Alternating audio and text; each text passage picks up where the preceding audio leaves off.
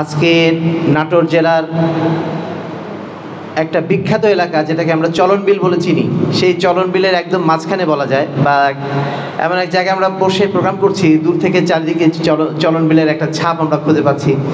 সেই জায়গাতে এসে আমরা পবিত্র কোরআন এবং সহিহ হাদিসের কিছু দাওয়াত দেওয়ার সুযোগ পাচ্ছি, এবং এই দাওয়াতের জন্য আমরা একত্রিত হয়ে এত মানুষ আলহামদুলিল্লাহ এখানে বসার সুযোগ পেয়েছি। এই জন্য আল্লাহর দরবারে অন্তঃস্থল থেকে শুকরিয়া আদায় করছি, আলহামদুলিল্লাহ।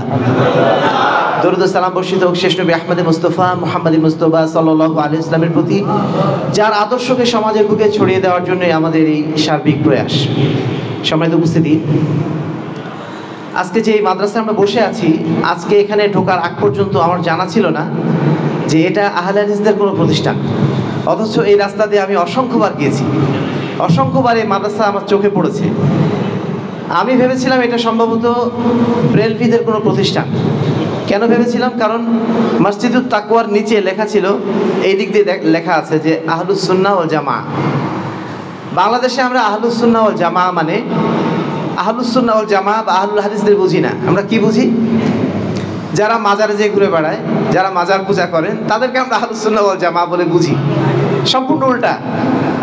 আমি ভেবেছি সম্ভবত এই ধরনের একটা প্রতিষ্ঠান হবে, কিন্তু সেই প্রতিষ্ঠানটা যে আলহামদুলিল্লাহ আহলে হাদিসদের, আজকে জানতে পেরে আমি অত্যন্ত খুশি হয়েছি এবং আন্তরিকভাবে দোয়া করছি আল্লাহ রাব্বুল আলামিন যেন এই প্রতিষ্ঠানটাকে কবুল করে নেন। এই প্রতিষ্ঠানের যিনি কর্ণধার জনাব শামীম ভাই, উনি অস্ট্রেলিয়া থাকেন, তিনি আমাদের সাথে যোগাযোগ করেছিলেন, তার সাথে কথাবার্তা হয়েছে। আলহামদুলিল্লাহ খুবই একজন ভদ্র মানুষ এবং একজন সজ্জন মানুষ, যার অক্লান্ত পরিশ্রমে, যার তিলে তিলে অর্জিত সম্পত্তির মাধ্যম দিয়েই আজকের এই সুবিশাল প্রতিষ্ঠান চলন বিলের বুকে গড়ে উঠেছে। আমরা আশা করছি এখান থেকে আমাদের সন্তানরা যারা গড়ে উঠছে, তারা আগামী দিনে এই নাটোরের, এই সিংড়ার, এই এলাকার, এই চলন বিলের বিভিন্ন প্রান্তে প্রান্তে ছড়িয়ে যেয়ে এখান থেকে শিরক এবং বেদাতকে তারা দূরীভূত করবে, তাওহীদ এবং সুন্নাতকে ইনশাআল্লাহ তারা এখানে প্রতিষ্ঠিত করবে। আল্লাহ রাব্বুল আলামিন তাদেরকে সেজন্য কবুল করে নিন, আল্লাহুম্মা আমিন। সম্মানিত উপস্থিতি, আজকে আমি আরও খুশি হয়েছি এই কারণে যে আপনারা এখানে যারা এসেছেন, আমি জানতে পেরেছি অধিকাংশই অত্র এলাকার না, অনেক দূর দূরান্ত থেকে আপনারা এসেছেন। মহারাজপুর থেকে এসেছেন, আরও কোন কোন জায়গা থেকে এসেছেন আপনারা শুনেছি, বগুড়া থেকেও কিছু এসেছেন। আসলে এটা মানে কি বলবো, এটা আপনাদের একটা ভালোবাসার পরিচয় তো আছেই, সেই সাথে মানুষ যে আসলে হক খুঁজছে, হক জানার জন্য চেষ্টা করছে, তার একটা বড় প্রমাণ আপনাদের এই আজকের উপস্থিতি।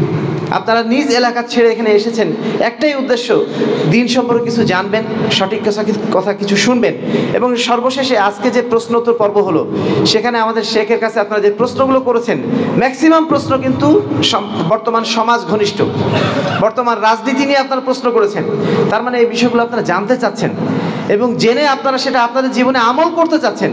এটাই কিন্তু আহলে হাদিস আন্দোলনের সবচেয়ে বড় প্রচেষ্টা ছিল, যে আমরা আপনাদের মনে প্রশ্নটা ছুড়ে দিই, আপনারা যেন সত্যটা জানার চেষ্টা করেন। সেই সত্য জানার চেষ্টার অংশ হিসাবেই আজকে কিন্তু আপনারা প্রশ্ন করতে শিখেছেন যে না, ইসলামী রাষ্ট্র গঠন করার জন্য এই গণতন্ত্র যথেষ্ট কিনা, গণতন্ত্রের মাধ্যম দিয়ে ইসলামী রাষ্ট্র প্রতিষ্ঠিত হতে পারে কিনা। এই যে প্রশ্নগুলো আপনাদের তৈরি হয়েছে, এই তৈরি করাটাই ছিল আমাদের কাজ। আমরা এখানে এসে নিজেদেরকে আজকে খুবই গর্বিত মনে করছি, খুবই আনন্দিত মনে করছি যে আপনারা এই প্রশ্নগুলো করেছেন এবং আপনারা এত মানুষ এখানে আজকে উপস্থিত হয়ে এই প্রতিষ্ঠানকে এগিয়ে নেওয়ার জন্য আপনারা, বা এই প্রতিষ্ঠানের দাওয়াতকে ছড়িয়ে দেওয়ার জন্য আপনারা প্রচেষ্টা নিয়েছেন। আল্লাহ রাব্বুল আলামিন আপনাদের এই উপস্থিতিকেও যেন কবুল করে নেন, আল্লাহুম্মা আমিন। সম্মানিত উপস্থিতি, আজকে মুসলিম বিশ্ব আলহামদুলিল্লাহ আমরা এটুকু বিশ্বাস করি, প্রত্যেকেই কিন্তু আমরা ইসলামকে ভালোবাসি, তাই না? আমরা প্রত্যেকে ইসলামকে ভালোবাসি। এর একটা বড় প্রমাণ এই যে এদেশের ৮০% মানুষ চায় এদেশে ইসলামী শরিয়া প্রতিষ্ঠিত হোক। এমনকি যারা আজকে গণতান্ত্রিক রাজনীতিতে ভোট দিচ্ছেন, তারাও কিন্তু চান যে যাদেরকে ভোট দিচ্ছি তারা যেন সমাজে ইসলাম প্রতিষ্ঠিত করে। এই জন্যই কিন্তু তারা ভোট দিচ্ছেন, যদিও সেটা পারবে না কখনো, কিন্তু তারপরেও তারা তাদের সদিচ্ছার জায়গা থেকে এই কাজটুকু কিন্তু করছেন। দুর্ভাগ্যজনক বিষয়, আজকে আমরা মুসলমানরা ইসলামের প্রতি এত আকর্ষিত হওয়ার পরেও আমাদের সমাজে ইসলাম নেই, আমাদের রাষ্ট্র ব্যবস্থায় ইসলাম নেই, আমাদের বিচার ব্যবস্থায় ইসলাম নেই, কোথাও ইসলামের কোনো খোঁজ নেই। এর কারণটা কি? এর পিছনে আমরা দুইটা জিনিসকে দায়ী করতে পারি। এক নম্বর হচ্ছে আমাদের শিক্ষা ব্যবস্থা, দুই নম্বর হচ্ছে আমাদের মিডিয়া। এই দুইটা জিনিস এসে আমাদের চিন্তা চেতনাকে অন্যদিকে নিয়ে চলে গেছে। আপনারা জানেন যে এই উপমহাদেশ এক সময় ব্রিটিশদের শাসনের অধীনে ছিল। সেই শাসনের অধীনে থাকার সময় লর্ড মেকলে নামে একজন ব্যক্তি, যিনি ছিলেন ব্রিটিশ সরকারের শিক্ষামন্ত্রী, তিনি একটা প্রস্তাবনা পেশ করেছিলেন যে আমরা এমন একটা শিক্ষা ব্যবস্থা এই উপমহাদেশে দিয়ে যাব, আমরা চলে যাব, কিন্তু এই উপমহাদেশের মানুষ তারা আমাদের শিক্ষায় শিক্ষিত হয়ে তারা ইংরেজ হবে চিন্তা চেতনায়। তাদের দেহটা থাকবে বাংলাদেশি, তাদের দেহটা থাকবে ইন্ডিয়ান, দেহটা থাকবে পাকিস্তানি, কিন্তু তাদের চিন্তা চেতনা, তাদের কথাবার্তা হবে আমাদের মতো, ইংরেজদের মতো। আজকের পরিস্থিতি আপনারা একটু লক্ষ্য করেন। এই যে শিক্ষা ব্যবস্থা বর্তমানে আমাদেরকে দেওয়া হয়েছে, বাংলাদেশে আমরা যে শিক্ষা ব্যবস্থা পড়াই, এই শিক্ষা ব্যবস্থার মাধ্যম দিয়েই মূলত আমরা এমন সন্তানদের তৈরি করছি যারা নামে মুসলমান, যারা মাঝে মধ্যে মসজিদেও যায়, সালাতও আদায় করে, এই মুসলমানরা আবার বলে যে গণতন্ত্র ছাড়া আমাদের দেশে শান্তি নাকি আসবে না।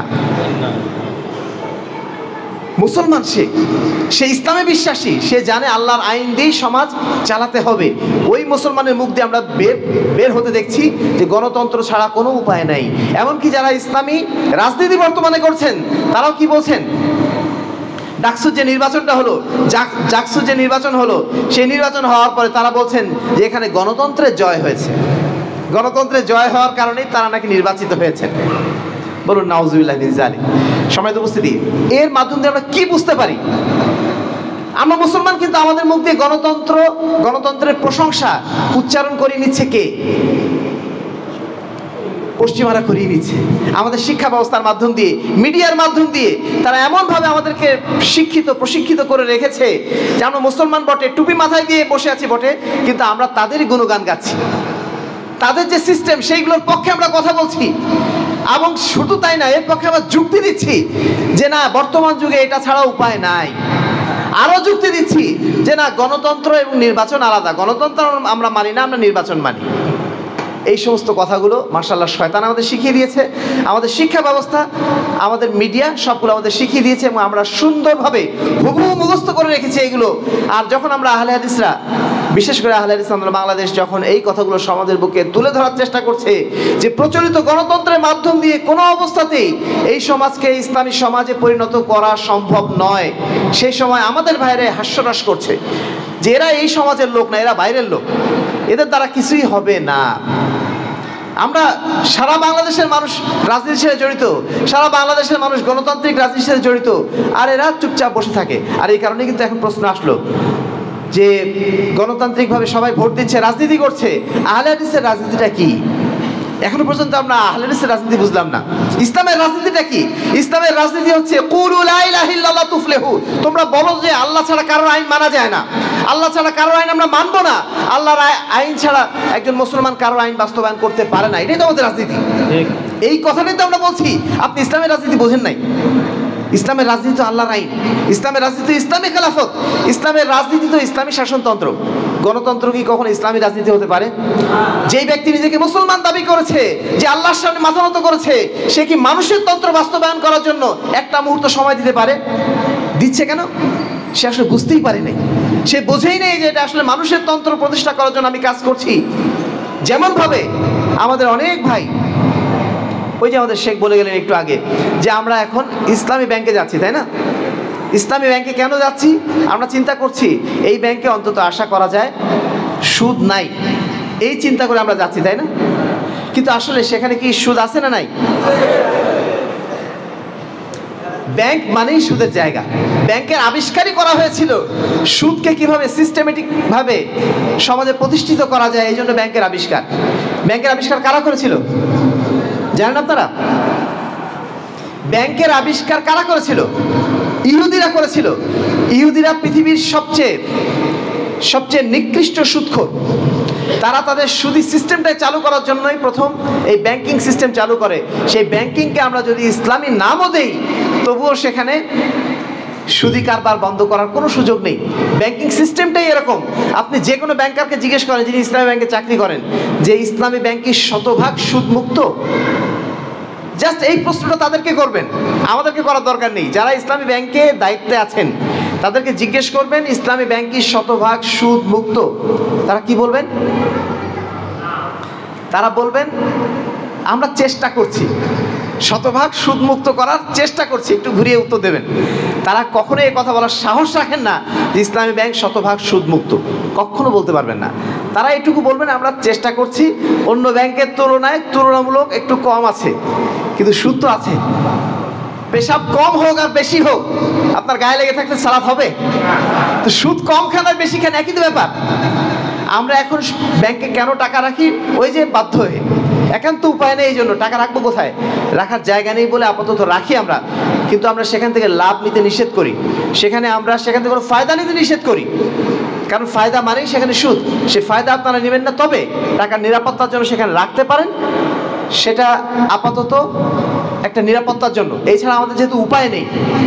সম্মানিত উপস্থিতি, এইবারে আমরা যে বিষয়ে আলোচনা করতে চাইব, এই যে মাদ্রাসা আলহামদুলিল্লাহ প্রতিষ্ঠিত হয়েছে, এই সমস্ত মাদ্রাসাগুলো হচ্ছে আমাদের এই সমাজ ব্যবস্থাকে পরিবর্তন করার জন্য সবচেয়ে বড় গুরুত্বপূর্ণ হাতিয়ার।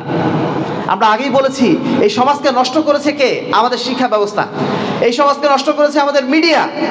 এখন এর বিপরীতে আমাদের যেটা করণীয়, এর বিপরীতে আমাদেরকে এমন মাদ্রাসা প্রতিষ্ঠা করতে হবে, এমন মিডিয়া আমাদের প্রতিষ্ঠিত করতে হবে, যেই মাদ্রাসা এবং মিডিয়ার মাধ্যম দিয়ে ইসলামের সঠিক শিক্ষা সমাজের বুকে বিস্তৃত করা হয়। আলহামদুলিল্লাহ আমাদের অভিভাবকরা এখন অনেক সচেতন। তারা এখন চাচ্ছেন তাদের সন্তানদেরকে কিভাবে ইসলামের বিশুদ্ধ শিক্ষা দেওয়া যায়। এই জন্য এই ধরনের মাদ্রাসাগুলো কিন্তু তারা খুঁজছেন বলেই এই সমস্ত মাদ্রাসাগুলোতে এখন জায়গা দেওয়া যায় না। আমাদের নওদাপাড়া মার্কাজ, যদিও আমরা আমাদের পড়াশোনার মানটা এখনও সেই লেভেলে নিয়ে যেতে পারি নাই, কিন্তু মানুষ মানে ছাত্রদেরকে আমরা সেখানে জায়গা দিতে পারি না। প্রতি বছর 700-800 ছাত্রকে আমাদের বিদায় করতে হয়, যাদেরকে আমরা রাখতে পারি না, কারণ আমাদের জায়গা নেই। অথচ মানুষের চাহিদা প্রচুর, হাজার হাজার মানুষ সেখানে উপস্থিত থাকেন। বিভিন্ন এলাকা থেকে মানুষ এসে বাড়ি ভাড়া করে সেখানে তাদের সন্তানদেরকে রাখার চেষ্টা করছেন। এই যে একটা চারিদিকে আলহামদুলিল্লাহ সচেতনতা তৈরি হয়েছে, আমরা মনে করি এটা আগামীর বাংলাদেশকে নতুনভাবে ইসলামের বিশুদ্ধ শিক্ষায় শিক্ষিত করার একটা নতুন পথ আলহামদুলিল্লাহ আমাদের শুরু হয়ে যাচ্ছে, তৈরি হয়ে যাচ্ছে। আপনাদেরকে এই জন্য আমরা আন্তরিকভাবে মোবারকবাদ জানাই, স্বাগত জানাই। আপনারা সার্বিক ঝামেলা সত্ত্বেও এমন অনেক ভাই আছেন যারা হয়তো 5,000 টাকা ইনকাম করেন, 4,000 টাকাই তার সন্তানের জন্য ব্যয় করছেন। এরকম বহু মানুষ আলহামদুলিল্লাহ আছেন। আপনাদেরকে আমরা স্বাগত জানাই, মোবারকবাদ জানাই যে আপনারা এই শিক্ষা আন্দোলনের অংশীদার হয়েছেন। সম্মানিত উপস্থিতি, এই সমাজকে পরিবর্তন করতে গেলে সবচেয়ে বড় যে জিনিসটা আমাদের প্রয়োজন, শিক্ষা ব্যবস্থার পরিবর্তন করা। এই শিক্ষা ব্যবস্থার পরিবর্তন ছাড়া আমরা কখনো এই সমাজ ব্যবস্থাকে পরিবর্তন করতে পারবো না। দ্বিতীয়ত, আজকে যে প্রচারণা হচ্ছে পত্রিকার মাধ্যম দিয়ে, মিডিয়ার মাধ্যম দিয়ে, এই জায়গাতেও আমাদের আস্তে আস্তে দখলে যেতে হবে। কিন্তু সেখানেও যেতে গেলে আমাদেরকে সুদক্ষ যদি না আমরা হই, আমাদের সন্তানরা যদি এই বিষয়ে প্রশিক্ষিত না হয়, তারা তখন যে কাজ করতে পারবে না। এই জন্য তাদেরকে প্রশিক্ষণ দেওয়ার জন্য, সুশিক্ষিত করার জন্য এই ধরনের মাদ্রাসাগুলো অত্যন্ত জরুরি। যারা আজকে মাদ্রাসার উদ্যোগ নিয়েছেন তাদের প্রতি আমরা আন্তরিক ধন্যবাদ জানাচ্ছি যে তারা এই চমৎকার মাদ্রাসাটা মানে এখানে প্রতিষ্ঠিত করেছেন। আশা করি তাদের মাধ্যম দিয়ে আমরা যে শিক্ষা সংস্কার চাচ্ছি, সেই শিক্ষা সংস্কারের পথে ইনশাআল্লাহ আমরা এগিয়ে যেতে পারবো। আল্লাহ রাব্বুল আলামিন আমাদেরকে সেই তৌফিক দান করুন, আল্লাহুম্মা আমিন।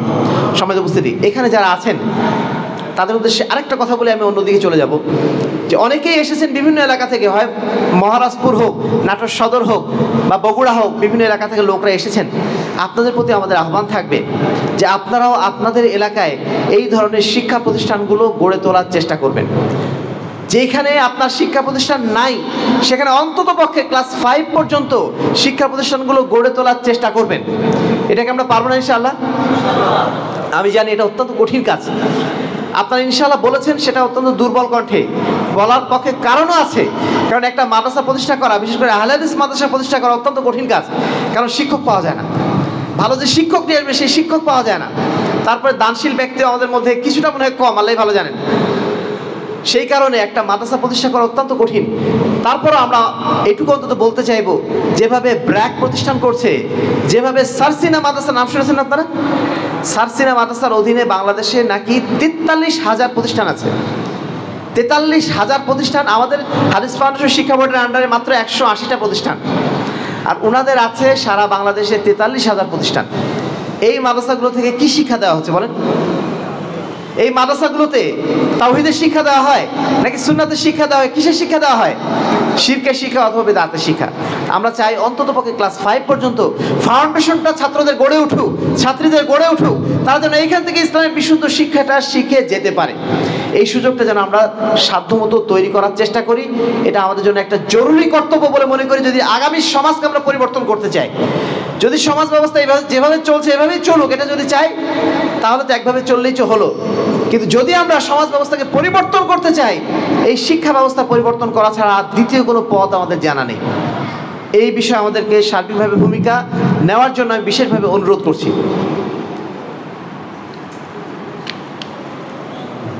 আমাদের বহু আহলে হাদিস এলাকা মরে গেছে আজকে। আমাদের মধ্যে আহলে হাদিস আলেম ওলামা সেইভাবে গড়ে উঠছে না। এর পিছনে একমাত্র কারণ হচ্ছে শিক্ষা প্রতিষ্ঠানগুলো না থাকা। ভালো শিক্ষা প্রতিষ্ঠান কোথাও নাই, না থাকার কারণে আমরা আমাদের ছেলেদেরকে, সন্তানদেরকে স্কুল কলেজে দিতে বাধ্য হচ্ছি, বিশ্ববিদ্যালয়ে দিতে বাধ্য হচ্ছি। এজন্য আমাদের মধ্যে কিন্তু আলেমের সংখ্যা খুবই কম। এখানে যারা আমরা আছি, কয়জন আমরা আলেম বলেন তো? সব অধিকাংশ সাধারণ মানুষ। একজন আলেম মানুষ সমাজে যে যদি কথা বলে, তার দাওয়াতটা যতটা গ্রহণযোগ্য হবে, আমি আপনি একজন সাধারণ মানুষ, আমার কথাটা মানুষকে ওইভাবে গ্রহণ করবে? আলেম ছাড়া সমাজ পরিবর্তন করা অত্যন্ত কঠিন কাজ। এই জন্য আলেম তৈরি করার যে কোনো মেহনতে আপনার সাধ্যমতো অংশগ্রহণ করার চেষ্টা করবেন। হয় নিজেরা প্রতিষ্ঠান করবেন, যদি প্রতিষ্ঠান করতে না পারেন যারা প্রতিষ্ঠান করছেন তাদেরকে সহযোগিতা করবেন। যদি এটাও না পারেন, অন্ততপক্ষে আপনার সন্তানদেরকে ওই প্রতিষ্ঠানে দিয়ে সহযোগিতা করবেন। এইটুকু যদি আমরা চেষ্টা করি, ইনশাআল্লাহ আগামী 10 বছর 15 বছরের মধ্যে এই দেশে একটা বড় ধরনের পরিবর্তন ইনশাআল্লাহ আমরা দেখতে যাচ্ছি। আল্লাহ রাব্বুল আলামিন যেন আমাদেরকে কবুল করে নেন, সকলেই বলে আল্লাহুম্মা আমিন। সম্মানিত উপস্থিতি, আজকে আলোচনার শেষ যে পয়েন্টটা আমি আলোচনা করতে চাইব, সেটি হচ্ছে বর্তমান যে সমাজ ব্যবস্থা, এই সমাজ ব্যবস্থা আমরা পরিবর্তন সবাই কামনা করি, তাই না? আমরা কি চাই যে এই মারামারি হানাহানি যে রাজনীতি, এই রাজনীতিকে আমরা কেউ চাই? এই চাঁদাবাজির রাজনীতি আমরা কেউ চাই? একটা শাসন ব্যবস্থাকে আমরা তো বিদায় করলাম একভাবে, কিন্তু আগামীতে যে সিস্টেম আসছে, মানে যে সিস্টেম আমাদের মধ্যে এখন আছে, সেই সিস্টেমে যেই নেতা হোক না কেন একই ঘটনা আবার ঘটবে। আপনাদেরকে 5 বছর পরে আবার একটা গণ অভ্যুত্থান করতে হবে। আপনারা কি চান এইভাবে বারবার এভাবে গণ অভ্যুত্থান, আমাদের সন্তানদের রক্ত অন্যায়ভাবে এইভাবে রাস্তায় বিলীন হোক? এটা কি আপনারা কেউ চান? একটা শান্তিপূর্ণ সমাজ আমরা সবাই চাই। মনে রাখবেন, আজকে যদি আপনি এই সিস্টেমের অধীনে যদি মনে করেন থাকেন যে আমরা আজকে যদি জামাত ইসলামকে ভোট দিই, অথবা কোনো ইসলামী দলকে ভোট দিই, তাহলে হয়তো পরিবর্তন আসবে। আপনাদেরকে আমি এই কথা লিখে দিতে পারি যে আগামীতে যদি জামাত ইসলামও ক্ষমতা আসে, তবুও তাদের পক্ষে এইটুকু সুযোগ নেই, যে এই সমাজ ব্যবস্থা থেকে দুর্নীতি, অব্যবস্থাপনা এটা দূর করবে। এটা দূর করার সাধ্য তাদেরও নেই, কারণ সিস্টেমটাই এরকম। এই সিস্টেমে যেই ঢুকবেন সেই মানে পরবর্তী পদক্ষেপ হবে তার ফ্যাসিস্ট হওয়া। আপনারা তাদেরকে ফ্যাসিস্ট বলে 2 দিন পরে তাড়িয়ে দেবেন। সিস্টেমটাই এরকম। এই জন্য এই সিস্টেমটা পরিবর্তন করাটা আমাদের সবচেয়ে বেশি জরুরি। এই গণতান্ত্রিক সিস্টেম, এই সিস্টেমকে আমাদের পরিবর্তন করার জন্য আমাদের উদ্যোগ গ্রহণ করতে হবে। আমাদের আগামীর রাজনীতি হবে এই রাজনীতি পরিবর্তনের রাজনীতি। আমাদেরকে অনেক বলে থাকে আপনারা কি রাজনীতি করেন? শেখ আলবানী ভাষায় বলি, মিনা সিয়াসা তারকু সিয়াসা। আমাদের রাজনীতি হচ্ছে বর্তমান রাজনীতিকে ছেড়ে দিয়ে এই রাজনীতিকে মানে উৎসাদন করে, এই রাজনীতিকে বাতিল করে ইসলামের রাজনীতি, ইসলামী খেলাফতের রাজনীতি প্রতিষ্ঠিত করা, এটাই হচ্ছে আমাদের রাজনীতি। এই জন্য আমরা প্রচলিত রাজনীতির সাথে কোনো অবস্থাতে আপোষ করতে চাই না বা আপোষ করব না। আপনারা যারা এখানে উপস্থিত আছেন, আপনাদের কাছে আমি একটা প্রশ্ন ছড়িয়ে দিতে চাই। আগামী ফেব্রুয়ারিতে নির্বাচন হবে। এই নির্বাচনে আপনারা কে ভোটে দাঁড়াবেন? কেউ দাঁড়াবেন না। কে আপনারা ভোট কেন্দ্রে যাবেন? আমরা আশা করি এই ধরনের আপনারা যারা এখানে প্রায় ধরে নেন 400-500 মানুষ আছেন, আপনারা যখন বলছেন যে আমরা কেউ ভোট কেন্দ্রে যাব না, আপনাদের দ্বারা নিশ্চয়ই আরো 5 জন ব্যক্তি, আরো 10 জন ব্যক্তি প্রভাবিত হবে, তারাও যাবে না। এইভাবে যদি আমরা প্রত্যেকেই এই প্রচলিত রাজনীতি বর্জন করার জন্য প্রতিজ্ঞাবদ্ধ হই এবং ইসলামী খেলাফত আনার জন্য আমরা মানুষের মধ্যে প্রচারণা চালাতে শুরু করি, এই সমাজে কি পরিবর্তন আসবে না ইনশাআল্লাহ? সেটাই আমরা মূলত চাচ্ছি, সেই জিনিসটাই আমরা চাচ্ছি। আমি যদি একাও হই, সেই কাজটাই যেন আমরা আমরা করে যেতে পারি, এটাই হচ্ছে আমাদের মূল কর্তব্য। এক্ষেত্রে আমাদের কয়েকটা করণীয় আছে, ইসলামী রাজনীতির কয়েকটা ধাপ আছে। আমরা এই মুহূর্তে কি করব? আমাদের প্রথম করণীয় হচ্ছে তাজকিয়া এবং তারবিয়া। আল্লাহ রাব্বুল আলামিন বলছেন, তার রাসূলকে তিনি যখন প্রথম প্রেরণ করেন, কিভাবে প্রেরণ করেছিলেন? রাজনীতির মাধ্যম দিয়ে না অস্ত্র দিয়ে? কি দিয়ে প্রেরণ করেছিলেন? ইলম দিয়ে প্রেরণ করেছিলেন। তিনি বলেছিলেন, ওয়াল্লাযী বাআসা ফিল উম্মিয়িনা রাসূলাম মিনহুম ইয়াতলু আলাইহিম আয়াতিহি ওয়া ইউযাক্কিহিম ওয়া ইউআল্লিমুহুমুল কিতাবা ওয়াল হিকমা ওয়া ইউআল্লিমুকুম মিন ক্বাবলু লাফি দালাল। আয়াতের প্রথম অংশে যেটা বলা হচ্ছে, আল্লাহ রাব্বুল আলামিন তার রাসূলকে এই জন্য প্রেরণ করেছেন যেন তিনি মানুষের সামনে আল্লাহর আয়াতসমূহকে পাঠ করে শোনাতে পারেন এবং তাদেরকে যেন তিনি দ্বীন শিক্ষা দিতে পারেন এবং তাদেরকে যেন হিকমত শিক্ষা দিতে পারেন। আল্লাহ রাসূল সাল্লাল্লাহু আলাইহি ওয়াসাল্লাম আমাদের এই সমাজে যখন প্রথম এসেছিলেন, তার প্রথম কাজ ছিল সমাজকে প্রশিক্ষিত করা, সমাজকে ইসলামের সঠিক বার্তাগুলো প্রেরণ করা, তাদেরকে তাওহীদ শেখানো, তাদেরকে সুন্নাত শেখানো। এটাই তাদের প্রথম কাজ ছিল। আমাদের যেটা কাজ হবে এখন সমাজে, আমাদের যারা দায়িত্বশীল আছেন, আমাদের যারা সন্তানরা আছেন, আমাদের পরিবারের যারা সদস্যরা আছেন, তাদের সবার কাছে তাওহীদের দাওয়াতটা নিয়ে যাব, ইমানের বিশুদ্ধ দাওয়াতটা আমরা নিয়ে যাব। ইমান যদি শুদ্ধ না হয় তাহলে আমরা কোনো অবস্থাতেই আমাদের কর্মক্ষেত্রকে শুদ্ধ করতে পারবো না। রুট যদি ঠিক না হয় কখনোই আমরা এই রাষ্ট্র ব্যবস্থা, সমাজ ব্যবস্থাকে আমরা পরিবর্তন করতে পারবো না। এই রুটটাই হচ্ছে তাওহীদ, এই রুটটাই হচ্ছে সুন্নাত। আমরা সবাইকে এই কথা শেখাবো যে আল্লাহ ছাড়া কোনো মাবুদ নেই, আল্লাহ ছাড়া কারো বিধান মানা যায় না। এই দাওয়াত আমরা পৌঁছাতে পারবো না ইনশাআল্লাহ। আমরা সবাইকে এই কথাই বলবো, আল্লাহ ছাড়া কারোর বিধান মানা যায় না। এইটুকু অন্তত বিশ্বাসটা ভিতরে রাখুন। এই বিশ্বাসটা যখন ভিতরে আসবে, পরবর্তী কর্তব্য আপনি অটোমেটিক বুঝে ফেলবেন। 2 নম্বর কাজ এটা হবে আত-দাওয়া ওয়াল জিহাদ। আপনি যখন জেনে নিলেন যে আল্লাহর বিধান ছাড়া অন্য কোনো বিধান মানা যায় না, আল্লাহ রসুলের আদর্শ ছাড়া অন্য কোনো মানুষের আদর্শকে গ্রহণ করা যায় না, তাহলে আমাদের দ্বিতীয় কর্তব্য কী হবে? দাওয়াত ও জিহাদ, মানুষকে দাওয়াত দেওয়া। আপনি নিজে শিখলেন, আপনার কাজ হচ্ছে মানুষকে শেখানো। সেই শেখানোটা কিভাবে হবে? মানুষের কাছে ইসলামের বিশুদ্ধ দাওয়াত নিয়ে যেতে হবে, তাওহীদ এবং সুন্নাতের দাওয়াত নিয়ে যেতে হবে। এবং সেই ক্ষেত্রে যখন আমাদের বাধা আসবে, বাধা আসলে আমরা কি করব? বাধা আসলে আমরা জিহাদ করব। কেমন জিহাদ? জিহাদ মানে কি অস্ত্র দিয়ে ঘাড় থেকে মাথা নামিয়ে দেওয়া, এর নাম কি জিহাদ? জিহাদ মানে এটা না। জিহাদ মানে প্রতিরোধ গড়ে তোলা, সাধ্যমতো যার যতটুকু শক্তি রয়েছে সেই শক্তি দিয়ে আমরা প্রতিরোধ গড়ে তুলব অন্যায়ের বিরুদ্ধে। এটাই হচ্ছে আমাদের দ্বিতীয় কর্তব্য, দ্বিতীয় কর্মসূচি। আহলে হাদিস আন্দোলন এই কর্মসূচি বাস্তবায়ন করার জন্য চেষ্টা করে যাচ্ছে। 3 নম্বর কর্তব্য আমাদের যেটা হবে, আমাদেরকে অবশ্যই সংঘবদ্ধ হতে হবে। একাকী কখনো দাওয়াতকে বাস্তবায়ন করা যায় না, একাকী কখনো জিহাদ করা যায় না। একাকী আপনি দাস দিতে পারেন, একাকী আপনি খুতবা দিতে পারেন, হয়তো কিছু মানুষকে আপনি দাওয়াত দিতে পারেন, কিন্তু এই সমাজের বৃহত্তর পরিবর্তনের জন্য আমাদের সবাইকে ঐক্যবদ্ধ হওয়া ছাড়া দ্বিতীয় কোনো রাস্তা নেই। এই জন্য আল্লাহ রাসূল সাল্লাল্লাহু আলাইহি ওয়াসাল্লাম সবসময় আমাদেরকে উৎসাহিত করেছেন, আলাইকুম বিল জামা ওয়া ইয়াকুমুল ফুরকা, তোমাদের জন্য জামাত মতো জীবনকে ফরজ করে দেওয়া হলো এবং বিচ্ছিন্ন জীবনকে নিষেধ করে দেওয়া হলো। কেন? ফাইন্না শাইতান মাআল ওয়াহিদ, শয়তান থাকে একজন বিচ্ছিন্ন ব্যক্তির সাথে। ওহুয়া মিনাল ইসনাইনি আবাদ, মানুষ যখন সংঘবদ্ধ থাকে তখন তাদের সাথে শয়তান থাকে না। সম্মানিত উপস্থিতি, আমাদেরকে অবশ্যই সাংগঠনিকভাবে সংঘবদ্ধ হতে হবে। যেহেতু আমাদের আজকে রাষ্ট্র নাই, ইসলামী রাষ্ট্র কি আছে আমাদের? ইসলামী রাষ্ট্র যেহেতু নাই, আমাদেরকে অবশ্যই দ্বিতীয় যে পন্থা, সংগঠনের সাথে সম্পৃক্ত হয়ে কাজ করতে হবে, সংঘবদ্ধভাবে কাজ করতে হবে, একজন নেতার অধীনে থেকে কাজ করতে হবে। একা একা বিচ্ছিন্নভাবে যেন আমরা না থাকি। আহলে হাদিস সমাজ আজকে আমরা বিচ্ছিন্ন হয়ে আছি, আমাদের কোনো নেতা নেই, যার যা খুশি তাই করে যাচ্ছি আমরা। এইভাবে সমাজ বিপ্লব করা যায় না, সমাজে পরিবর্তন আনা যায় না। এই জন্য বিশেষ করে যারা তরুণ আছেন, যারা যুবক আছেন, তাদের প্রতি আমাদের বিনীত অনুরোধ থাকবে, আপনারা সংঘবদ্ধ হওয়ার চেষ্টা করুন। নির্দিষ্ট নেতৃত্বের অধীনে আপনারা সুসংঘবদ্ধভাবে, সুশৃঙ্খলভাবে দাওয়াতের কাজটা পরিচালনা করুন। তাহলে ইনশাল্লাহ আমাদের আপনাদের মাধ্যম দিয়ে সমাজটা পরিবর্তন করাটা সহজ হবে। 4 নম্বর কাজ আল ওয়াসাতিয়া, আমরা যেন আমাদের দাওয়াত যেটা দিচ্ছি মানুষের কাছে, এই দাওয়াত দেওয়ার সময় আমরা যেন মধ্যম পন্থা অবলম্বন করি।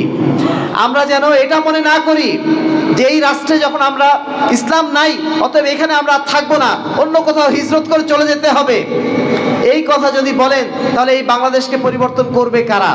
আল্লাহ রাসূল সাল্লাল্লাহু আলাইহি ওয়াসাল্লাম মক্কায় যখন আসেন কুরাইশদের মধ্যেই তিনি ছিলেন, তাই না? কখন তিনি চলে গেলেন? যখন তাকে তাড়িয়ে বের করে দিয়েছে, তার আগ পর্যন্ত তিনি কুরাইশদের সাথেই ছিলেন, সেখানে থেকেই তিনি দাওয়াতি কাজ করেছেন, তাদেরকে পরিবর্তন করার জন্য 13 বছর ধরে তিনি চেষ্টা করেছেন।